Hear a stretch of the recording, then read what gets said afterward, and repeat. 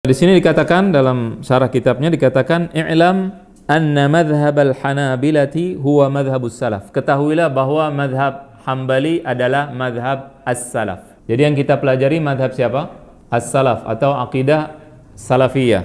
Tapi tentunya penamaan kata salaf ini berbeda dengan penamaan kelompok. Jadi salaf itu bukan nama kelompok, tapi nama para orang-orang yang terdahulu disebut dengan salaf.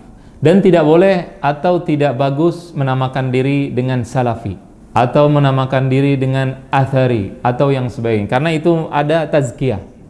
Allah berfirman, huwa sammakumul muslimin, dia menamakan kalian dengan al-muslimin.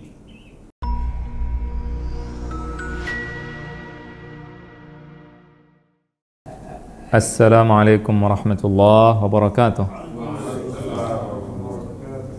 Bismillahirrahmanirrahim. Innal hamdalillah nahmaduhu wa nasta'inuhu wa nastaghfiruh wa na'udzu billahi min shururi anfusina wa min sayyiati a'malina.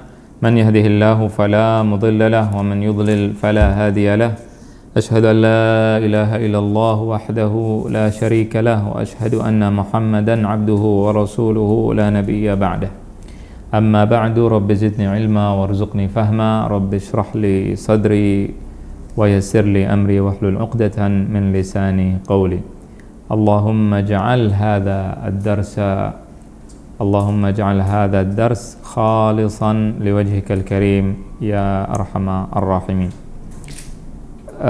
Pada kajian yang lalu telah kita bahas tentang aliran-aliran di dalam madhab al-Hambali atau pandangan ulama madhab Hambali tentang akidah. Dan sekarang kita akan mulai masuk ke dalam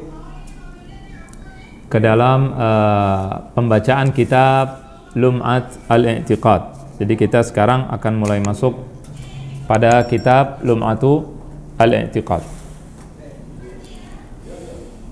Sebelum kita masuk, kita akan mempelajari kitab Lum'atul I'tiqad. Di sini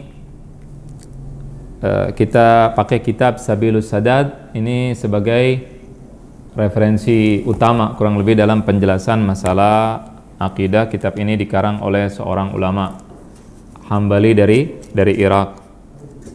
Seorang Hambali dari ulama Hambali dari Irak. Karena kemarin sudah kita jelaskan bahwa kitab ini banyak orang yang menyelewengkan dalam tanda kutip pemahaman Ibnu Qudamah. Jadi Ibnu Qudamah disesuaikan madhabnya dengan madhab dia, padahal madhab Ibnu Qudamah dengan jelas bukan seperti itu. Oleh karena itu banyak orang ketika mensyarah kitab ini, mensyarah kitab atau menjelaskan isi kitab tidak sesuai dengan pemahaman daripada Al-Imam Ibnu Qudamah, sang pengarang kitab.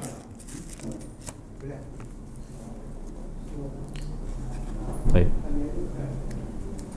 Kita mulai baca insyaallah. Ini yang kitabnya nggak disiapin ya? Hah? Udah di-share. Oh, pakai PDF. Baik, mantap. Baik. Kitab ini judulnya seperti yang kita tahu, judulnya apa? Lum'atu al-I'tiqad al-hadi ila sabilir rasyad. Al-lum'ah yaitu artinya adalah kilatan, ya. Al-lum'ah artinya kilatan atau warna yang berbeda dengan warna lainnya. Kemudian juga al-i'tiqad artinya adalah akidah. Al-hadi yaitu yang menunjukkan ila sabilir rasyad, kepada jalan petunjuk. Jadi itu arti daripada kitab ini. Di sini dikatakan dalam syarah kitabnya dikatakan i'lam anna madhhab al-Hanabilati huwa madhhabus salaf. Ketahuilah bahwa madhab Hambali adalah madhab as-salaf. Jadi yang kita pelajari madhab siapa? As-salaf atau akidah salafiyah atau madhab as-salaf.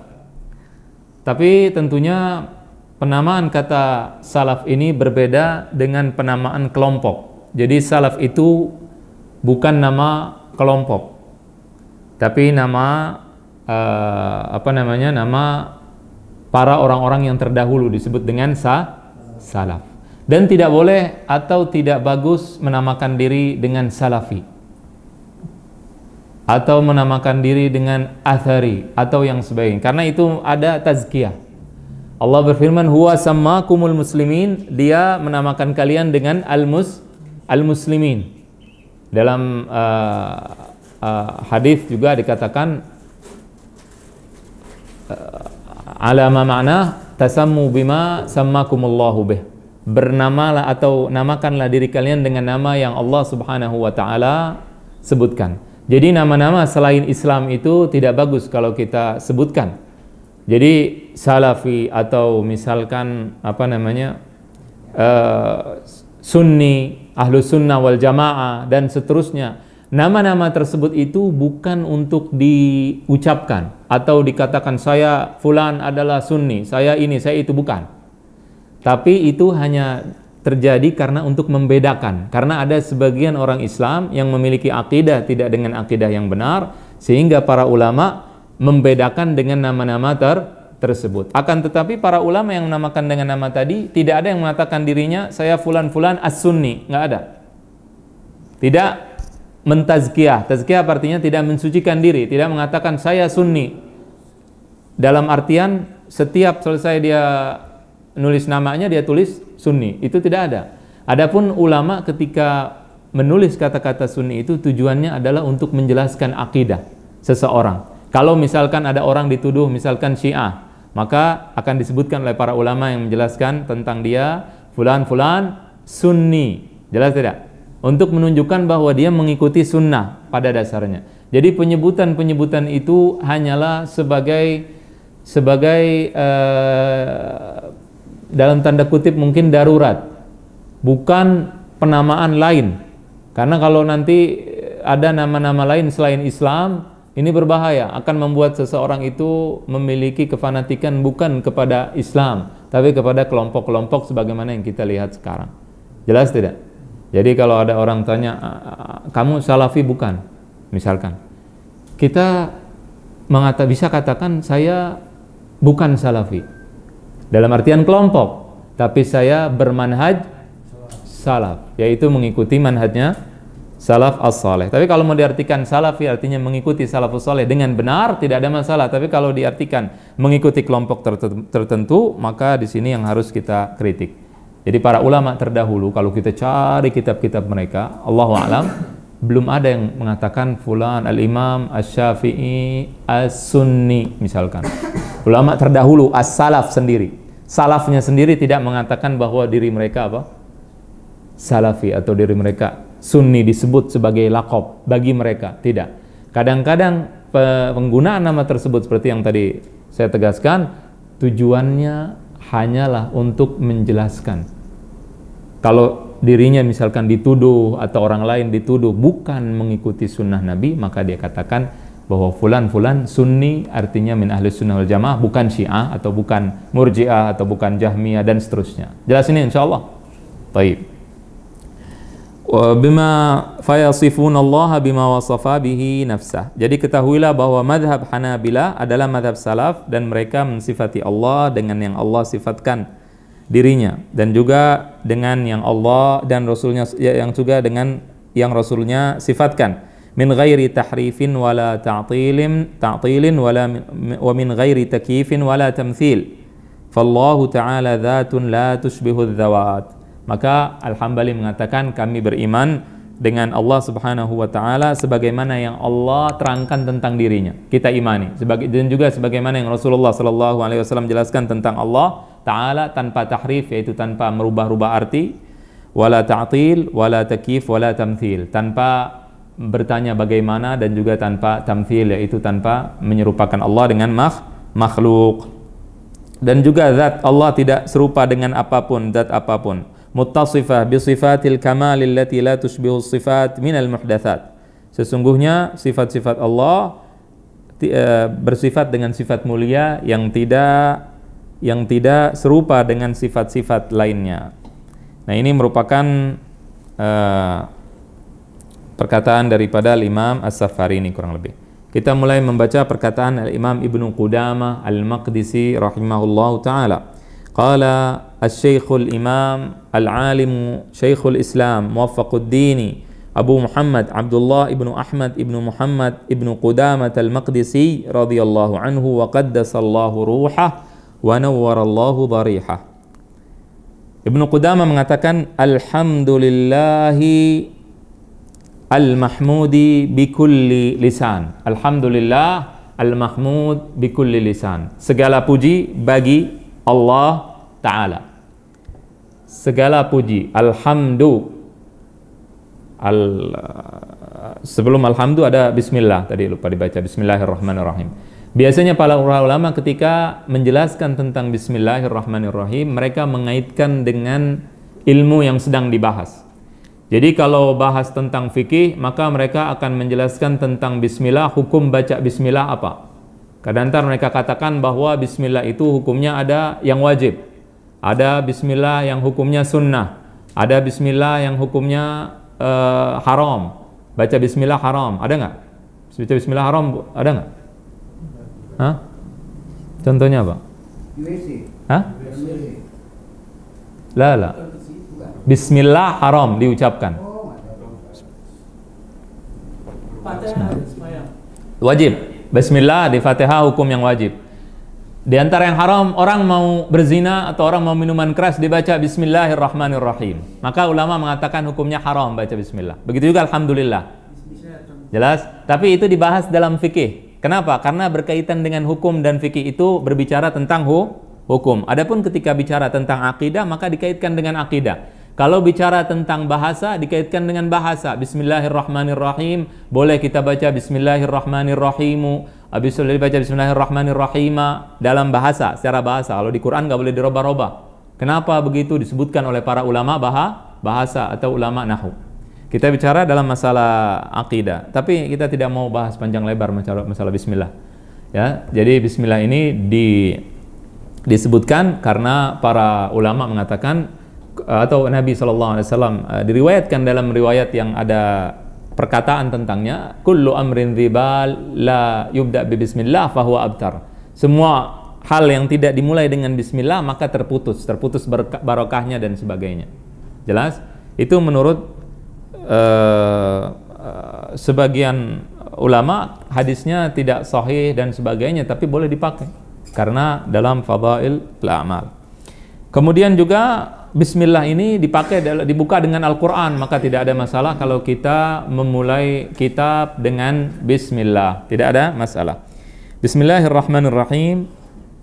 Qala Syekhul Imam, tadi dikatakan bahwa Asy-Syekh Al-Imam, Imam Al-Alim, yang alim, yang berilmu, Syekhul Islam, gelar daripada Ibnu Qudamah, Muwaffaquddin juga gelar dari Ibnu Qudamah, Abu Muhammad, kunyah daripada Abdullah ibnu Ahmad, nama daripada Ibnu Qudamah, Ibnu Muhammad Ibnu Qudamah Al-Maqdisi. Beliau mengatakan alhamdulillahi al-mahmudi bikulli lisan. Alhamdu artinya adalah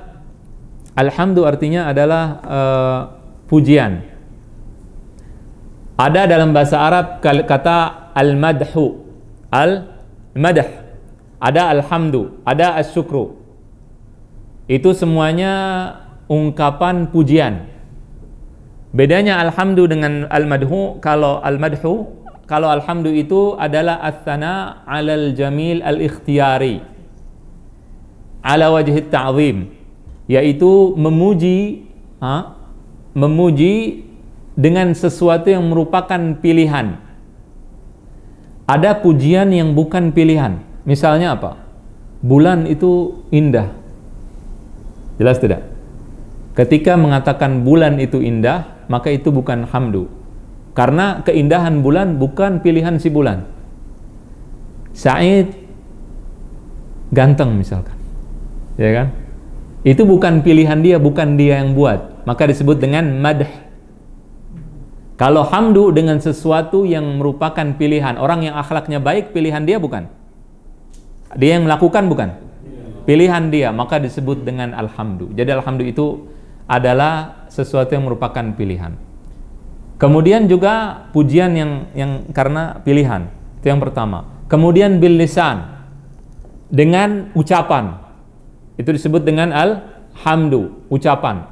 Kalau tidak dengan ucapan, bukan hamd, tapi disebut dengan syukur. Asyukur itu dengan ucapan dan dengan lisan dan dengan hati. Kalau kita bersyukur kepada Allah, berterima kasih, memuji Allah, syukur artinya juga memuji, berterima kasih kepada Allah, maka dilakukan bisa dengan perkataan, bisa dengan perbuatan, bisa dengan hati. Kalau hamdu hanya dengan lisan, harus dengan lisan. Jadi itu perbedaan antara alhamdu dengan asyukur. Tamam. Kemudian juga kalau alhamdu itu dilakukan dengan tanpa tanpa ada imbalan, tanpa balasan, bukan balasan. Kalau syukur dengan balasan. Jadi kita mengatakan misalkan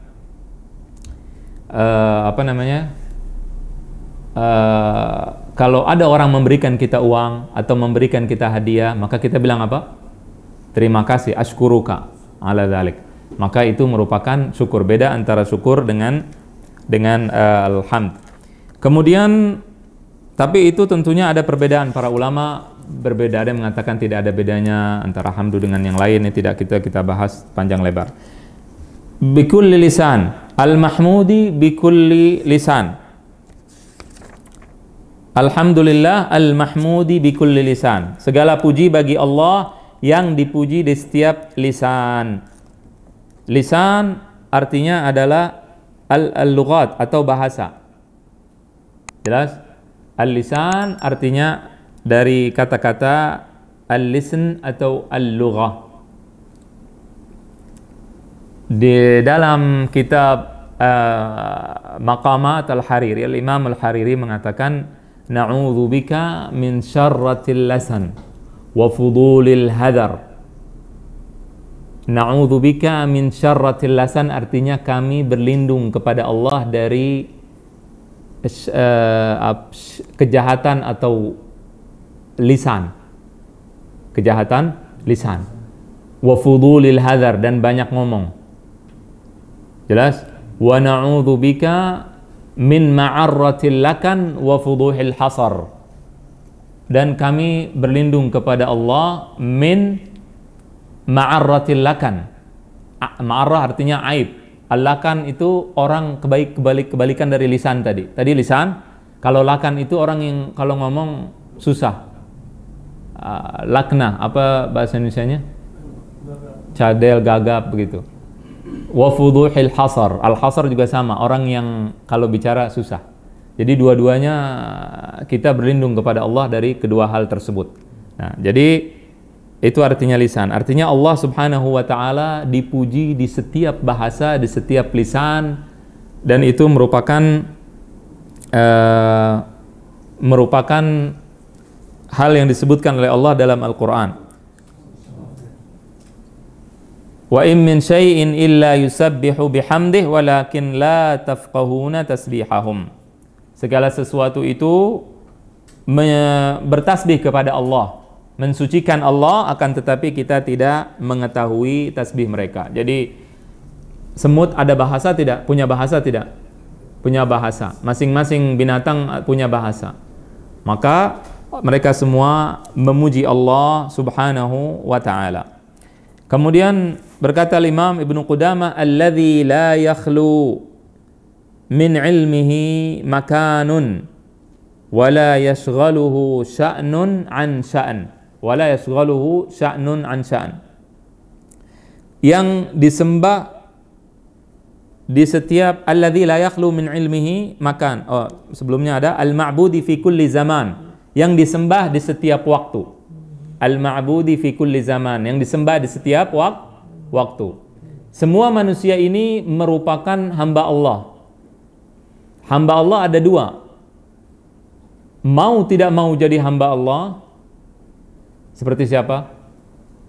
Diakui atau tidak, semua makhluk adalah hamba Allah. Siapa contohnya? Yang tidak mengakui Allah sebagai makhluk. Sebagai khalik, afwan. Sebagai apa? Pencipta. Siapa? Fir'aun dan orang kafir dan semuanya. Jelas tidak? Tapi mereka hamba Allah bukan? Semua adalah hamba Allah. Mereka adalah hamba Allah.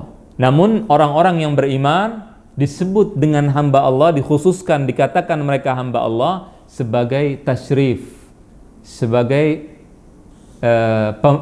kemuliaan bagi yang disebut dengan hamba Allah tersebut. Nama-nama Allah ketika diidhafahkan atau dinisbatkan terhadap sesuatu itu merupakan keistimewaan dan kemuliaan kepada sesuatu tersebut. Rumah Allah mulia tidak? Kenapa mulia? Kenapa mulia? Karena ada Allahnya di situ. Ada idhafah nisbah kepada Allah Subhanahu wa taala dan membedakan dengan yang lain. Kemudian alladzi la yakhlu min ilmihi makan, yaitu yang tidak ada tempat manapun yang bebas dari ilmu Allah Subhanahu wa taala. Allah mengetahui semua hal, semua tempat Allah mengetahuinya. Wa ya'lamu ma fil barri wal bahr. Allah mengetahui apa yang ada di daratan dan yang di lautan. Allah tahu semuanya. Tidak ada tempat yang tersembunyi dari Allah. Semua Allah ketahui. Kemudian juga wala yashghaluhu sya'nun an sya'an. Allah Subhanahu wa taala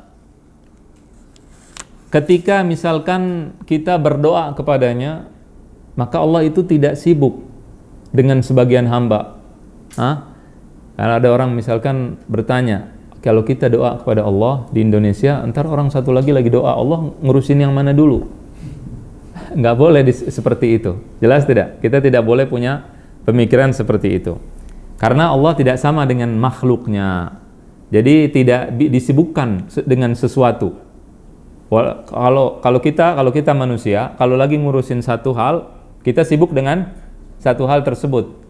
Kita tidak ngurusin yang lain, betul tidak? Ya, karena kita manusia, kita makhluk. Adapun Allah Subhanahu wa taala tidak seperti itu. Kemudian jalla 'anil asbahi wal andad. Jalla 'anil asbahi wal andad. Jalla artinya Allah maha mulia atau Allah maha besar, tidak sama, tidak serupa dengan sesuatu apapun. Tidak serupa dengan sesuatu apapun. Nah, ini kemarin sudah kita jelaskan tentang masalah asy-syabih atau asy-syabah. Ada yang mengatakan bahwasannya arti daripada asy-syabah artinya adalah menyerupai dalam sebagian hal saja, tidak dalam seluruh hal. Nah, ini Ibnu Qudamah menjelaskan dengan jelas di sini bahwa Allah Subhanahu wa taala itu tidak serupa dengan apapun. Jalla 'anil asbah wal andad. Allah itu tidak serupa dengan apapun dan tidak ada tandingan. Al-annid artinya tandingan. Jelas? Menjadikan sesuatu tandingan bagi Allah boleh tidak? Tidak. Merupakan dosa yang besar. Itu merupakan syirik. Allah berfirman, "Fala taj'alu lillahi andadan." Janganlah kalian menjadikan bagi Allah tandingan-tandingan. Jelas? Wa tanazzaha 'anis sahibati wal aulad. Allah itu maha suci, tidak memiliki istri dan juga tidak memiliki anak. Jelas? Tidak memiliki istri dan tidak memiliki anak. Allah berfirman, wa annahu ta'ala jaddu rabbina mattakhadha sahibatan wala walada. Sesungguhnya Allah itu tidak mengambil istri dan juga tidak mengambil anak. Tidak memiliki istri dan tidak memiliki anak. Kalau ada yang bertanya, atau saya bertanya sekarang, Allah kenapa tidak punya istri, kenapa tidak punya anak? Kenapa? Maha Esa. Kita manusia, kalau ada orang di antara kita yang tidak punya anak, gimana? Belum punya istri, belum punya anak. Gimana kira-kira? Bagus atau tidak bagus? Jelek atau tidak jelek? Hah? Kurang bagus, kekurangan bukan? Kekurangan. Jadi kalau kita nggak punya anak, kurang. Betul tidak? Fulan belum punya anak, doain saya dong biar punya anak. Dia berusaha berobat, mencari supaya punya anak. Berusaha, ikhtiar biar punya anak. Nah sekarang Allah, kenapa kok kita nggak bilang Allah punya anak? Padahal kita manusia pengen punya anak. Dan itu merupakan kemuliaan bagi manusia punya anak. Kenapa? Allah berbeda dengan makhluk. Betul. Bedanya di mana di sini? Di sini manusia kenapa pengen punya anak? Kenapa pengen punya istri? Kenapa? Hah? Dan dia punya kekurangan. Betul tidak? Dia butuh untuk menyempurnakan dirinya yang kurang. Laki-laki butuh perempuan untuk menyempurnakan, butuh istri, pasangannya. Betul tidak? Dia butuh anak. Kenapa dia butuh anak? Anak itu dia butuhkan untuk membantu kalau anak laki-laki. Anak perempuan untuk bantuin di rumah ibunya. Betul tidak? Dia butuh. Jadi dasar seorang manusia ingin punya anak dan punya istri adalah kebutuhan. Sedangkan Allah tidak butuh kepada siapapun. Maka Allah Subhanahu wa taala tidak memiliki istri dan tidak memiliki anak. Jelas tidak ini? Qalu takhadallahu waladan subhanahu. Mereka mengatakan Allah memiliki anak. Siapa yang mengatakan Allah memiliki anak? Allah menjadikan baginya anak. Siapa? Hah? Siapa yang itu bilang? Yahudi, Israel bilang. Yahudi menjadikan siapa sebagai anak? Uzair ibnullah. Yahudi mengatakan Uzair ibnullah. Kemudian Nasrani menjadikan siapa? Isa ibnullah. Kemudian malaikat Quraisy mengatakan malaikat banatullah, anaknya Allah Subhanahu wa taala. Jadi banyak yang mengatakan bahwa Allah memiliki anak. Jelas ini? Wa nafadha hukmuhu fi jami'il ibad. Kemudian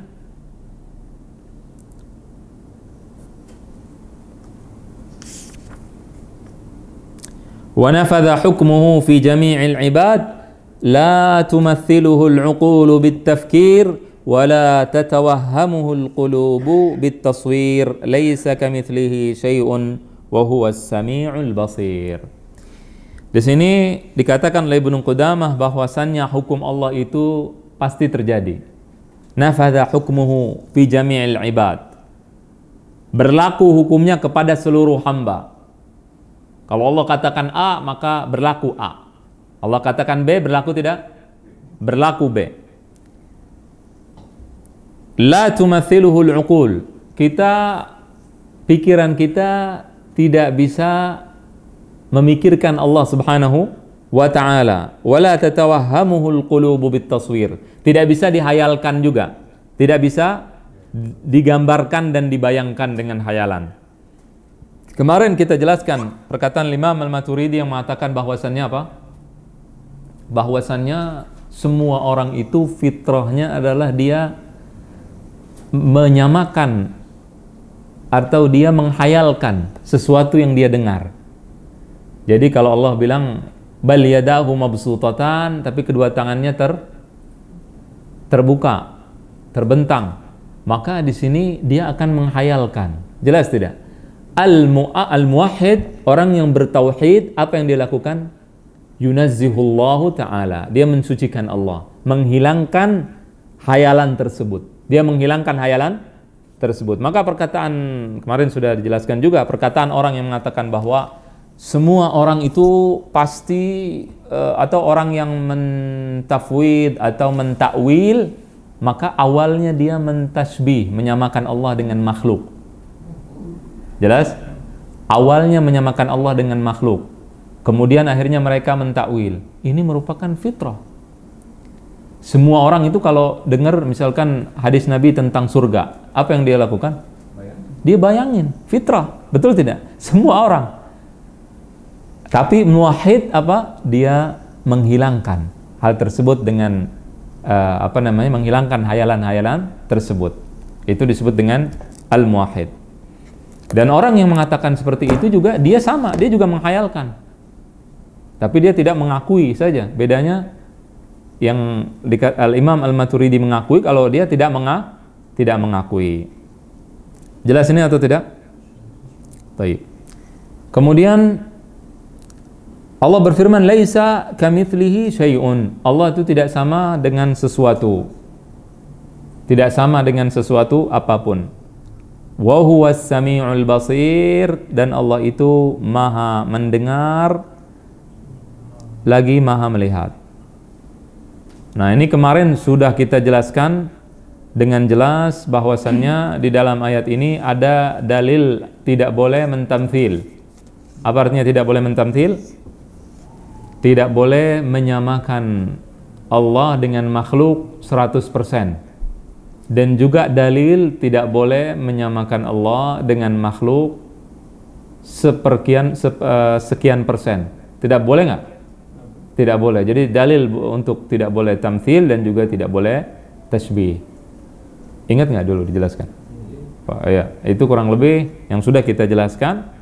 Ini menunjukkan bahwa dalil ini merupakan dalil tidak boleh tasbih. Karena ada sebagian orang yang membolehkan tasbih, tidak membolehkan tamthil. Tidak membolehkan tamthil. Tamthil apa artinya? Menyamakan Allah dengan makhluk 100%. Jadi kalau nyamakannya cuman 20%, 30 atau lebih atau kurang, mafi muskilah atau tidak masalah. Itu sebagian orang mengatakan seperti itu. Jelas tidak? Kemudian lahul asmaul husna was sifatul ulya. Allah memiliki asmaul husna. Ini juga sudah dijelaskan kemarin pada saat kita mulai pertama apa itu asmaul husna dan seterusnya.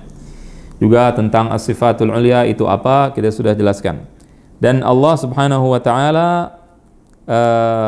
mengatakan bahwa Allah memiliki asmaul husna di dalam empat surat. Yang pertama surat Al-A'raf ayat 180, walillahil asma'u al-husna. Kemudian juga Allah jelaskan di dalam surat Al-Isra ayat 110. Qul id'u Allah aw id'u ar-Rahman ayyamma tad'u falahul asma'ul husna. Kemudian juga Allah menjelaskan di dalam surat Taha, Allahu la ilaha illa huwa lahul asma'ul husna. Surat Taha ayat 8. Kemudian Allah juga menjelaskan dalam surat Al-Hasyr, Allah berfirman lahul asmaul husna. Nah, ini semua merupakan ayat-ayat yang mengatakan bahwa Allah memiliki asmaul husna. Juga di dalam hadis Nabi sallallahu alaihi wasallam bahwasannya Allah Subhanahu wa taala memiliki 99 nama. Jelas? Itu juga merupakan dalil daripada tentang Asmaul Husna. Dan ini bukan berarti Allah cuma punya 99 nama, tidak. Tapi nama Allah banyak. Jelas? Ini sudah dijelaskan pada saat kita bahas pertama kali tentang hal ini. Kemudian juga Ar-Rahmanu 'alal 'arsy istawa. Ar-Rahmanu 'alal 'arsy istawa. Lahu ma fis samawati wa ma fil ardi wa ma bainahuma wa ma tahta ath-thara wa in tajhar bil qawli fa innahu ya'lamu sirra wa akhfa. Nah, di sini Al-Imam Ibnu Qudamah membawa sebuah ayat tentang al-istiwa. Tentang al-istiwa. Apa itu istiwa? Ini terjadi berbagai macam keributan, peperangan luar biasa, perang pemikiran tentang arti istiwa. Jelas? Maka sebagaimana yang sudah kita jelaskan di dalam muqaddimah kemarin tentang kitab ini, bahwa Al-Imam Ibnu Qudamah beliau mentafwid atau menyerahkan arti daripada makna al-istiwa ini kepada Allah Subhanahu wa ta'ala. Dan beliau juga menjelaskan dengan jelas tidak tahu maknanya, tidak tahu arti daripada kata-kata istiwa. Beliau mengifbat atau menetapkan lafaz tapi mengatakan dengan jelas. Kemarin sudah kita bacakan dalam kitab Raudhatun Nadhir juga pada awal pertemuan tentang perkataannya tentang ayat-ayat yang mutasyabih dan ayat-ayat yang muhkam. Ayat-ayat mutasyabih artinya adalah ayat-ayat yang tidak jelas maknanya. Oleh Ibnu Qudamah dikatakan bahwa di antara ayat-ayat yang mutasyabih adalah ayat apa? Tentang sifat-sifat Allah Subhanahu wa taala. Jelas? Adapun ayat-ayat yang muhkam bukan yang bicara tentang sifat atau yang jelas maknanya. Nah, ini merupakan dalil bahwa Ibnu Qudamah merupakan bermadhab tafwid atau bermadhab apa? Menyerahkan makna kepada Allah Subhanahu wa taala. Jelas tidak? Sebagian orang mengatakan bahwa Ibnu Qudamah madhabnya menetapkan makna. Pada saat mereka membahas tentang kitab ini, maka mereka di sini akan mengkritisi Ibnu Qudamah. Mereka akan mengatakan bahwasannya semua Quran itu muhkam, tidak ada di dalam Quran yang mutasyabih. Tidak ada di dalam Al-Quran yang mutasyabih. Nanti akan dibahas juga. Itu perkataan orang-orang yang tidak sesuai pemikirannya dengan Ibnu Qudamah, yang juga menjelaskan kitab ini. Paham nggak sampai sini? Jadi ada orang, saya ulangi sedikit, orang-orang yang mensyarah kitab ini, mereka karena pemikirannya berbeda dengan Ibnu Qudamah, maka mereka mengatakan bahwasannya di dalam Al-Quran tidak ada muhkam dan mutasyabih. Semuanya muhkam, artinya diketahui artinya. Semua yang ada di Quran diketahui artinya. Tidak ada ayat-ayat Quran yang tidak diketahui artinya. Lalu Allah bilang di Quran ada muhkam, ada mutasyabih, ada yang diketahui dan ada yang tidak. Mereka mengatakan itu diketahui oleh sebagian orang dan sebagian orang tidak tahu. Itu maksudnya kata mereka. Paham nggak? Nah, Ibnu Qudamah tidak mengatakan seperti itu. Ibnu Qudamah mengatakan bahwasannya di dalam Al-Quran ada yang muhkam dan ada yang mutasyabih. Jelas? Maka ini merupakan dalil juga bahwa Ibnu Qudamah adalah seorang mufawwid, mentafwid al-ma'na, mengatakan atau menyerahkan arti itu kepada Allah, tidak itsbat. Nah, banyak orang yang mensyarah kitab ini mereka itsbat. Jelas? Mereka mengatakan bahwa Ibnu Qudamah bermadhab itsbat. Kemudian di sini Al-Imam Ibnu Qudamah mengatakan Ar-Rahmanu 'alal 'arsy istawa. Ya. Al-istiwa nanti di dalam kitab kemarin sudah jelaskan kalau tidak salah, di dalam kitab Dhammut Ta'wil, al-istiwa itu kata Ibnu Qudamah, beliau mengartikan maksudnya istiwa di sini ma'lum al-wujud. Diketahui ada kata-kata istiwa itu ada. Bukan ma'lum al-ma'na. Ini perbedaan penting.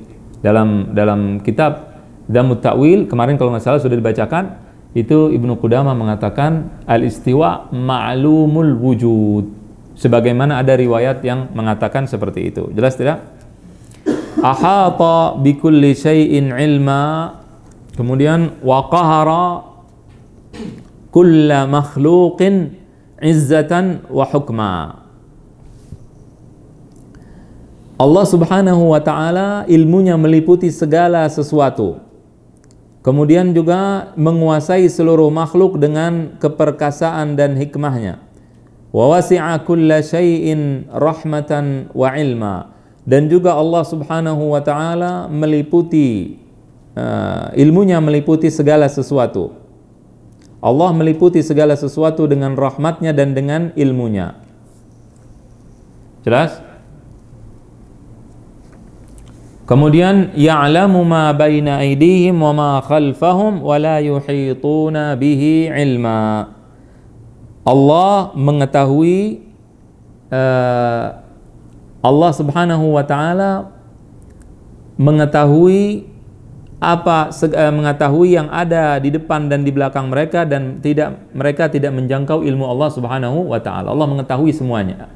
Adapun manusia tidak mengetahui ilmunya Allah Subhanahu wa ta'ala. Nah, di sini Ibnu Qudamah kemudian melanjutkan mausufun bima wasafahu bihi nafsahu fi kitabihil azim wa ala lisani rasulihil karim.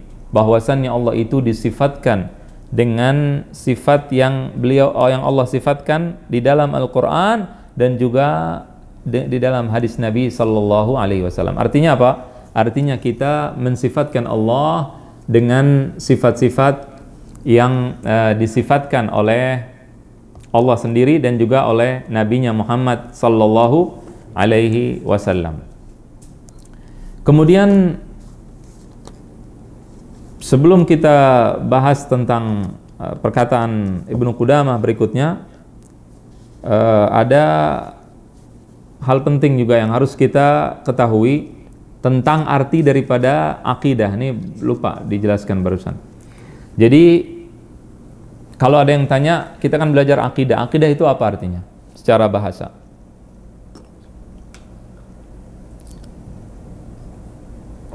Al-aqidah artinya adalah, secara bahasa artinya adalah ar-rabtu wal-ibramu wat-tawthiq. Jelas? Artinya adalah mengikat. Jadi kalau kita bilang akad nikah, suka dengar nggak akad nikah? Atau akad sesuatu, akad jual beli, artinya mengikat, yang tadinya tidak terikat menjadi terikat. Itu secara bahasa. Adapun secara istilah artinya adalah al-umur wal masail allati yusaddiqu biha al-qalb wa tatma'innu ilaiha an-nafs ala wajhil jazmi wal qata'. Yaitu hal-hal yang dipastikan, masalah-masalah yang diimani oleh hati dan dipastikan. Kita mengimani dengan pasti. Kita imani dengan pasti. Itu artinya akidah. Jadi ketika kita bicara tentang al-aqidah as-sahihah, artinya kita harus memastikan di sini. Akidah itu harus kita yakini dan harus kita pastikan. Kemudian karena waktunya sudah habis, maka kita sudahi untuk pembacaan kitab sampai di sini, ya. Dan ingin kita tegaskan sedikit bahwa sebagian orang yang mensyarah kitab ini, mereka mengikuti Al-Imam Ibnu Taimiyah di dalam mengartikan apa? Mengartikan